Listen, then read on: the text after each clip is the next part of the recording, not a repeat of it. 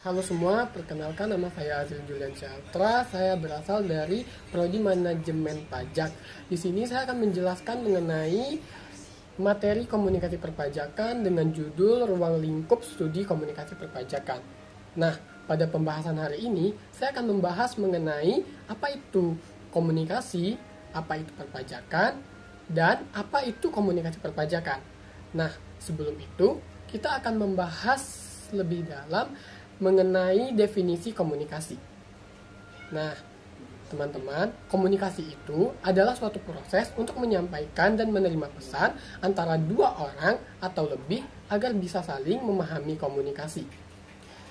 Komunikasi bisa terjadi dalam berbagai bentuk, seperti berbicara langsung, mengirimkan pesan, ataupun dengan menulis teks atau surat dengan menggunakan media sosial. Agar komunikasi itu dapat berjalan dengan lancar, dengan baik, pesan yang disampaikan itu haruslah jelas dan mudah dipahami oleh si penerima. Jika tidak, maka bisa memunculkan masalah, bahkan konflik. Nah, pesan yang disampaikan itu bisa berupa kata-kata, ataupun gambar, bahkan gerakan tubuh. Nah, setelah kita membahas mengenai apa itu komunikasi, sekarang kita akan membahas mengenai apa itu perpajakan.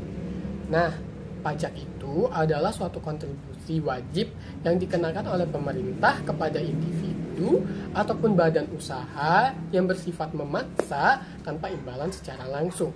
Serta pajak ini nantinya akan digunakan untuk membiayai pengeluaran pemerintah dalam rangka menyediakan layanan dan fasilitas publik guna menjalani fungsi negara.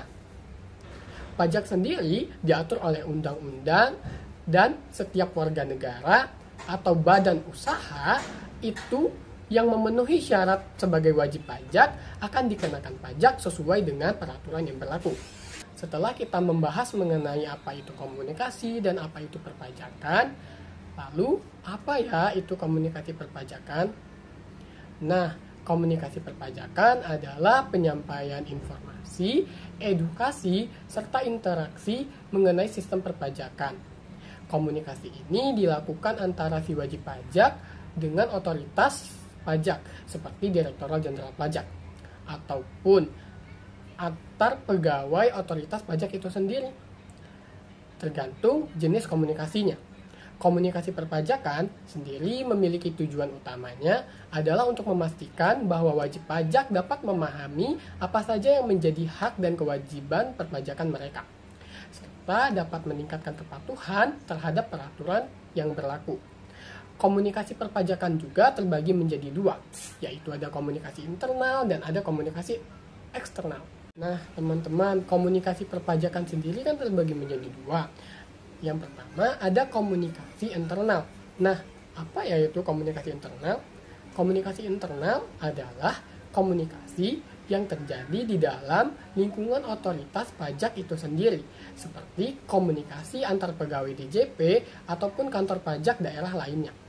Komunikasi ini bertujuan untuk meningkatkan koordinasi, efisiensi kerja, serta memastikan kebijakan perpajakan dapat dijalankan secara baik.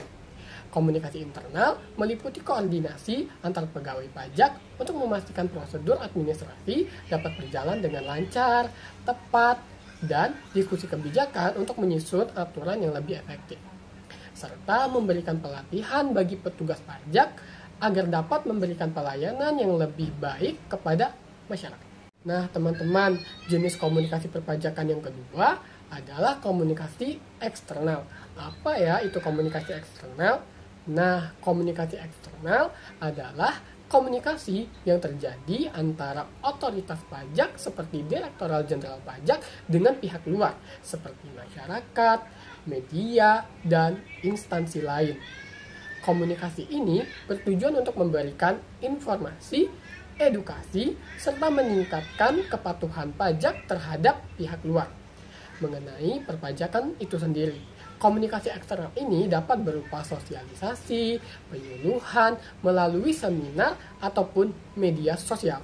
Komunikasi eksternal juga melakukan kerjasama antara pemerintah, perusahaan konsultan pajak, dan lembaga lain untuk memastikan sistem perpajakan berjalan dengan transparan dan adil.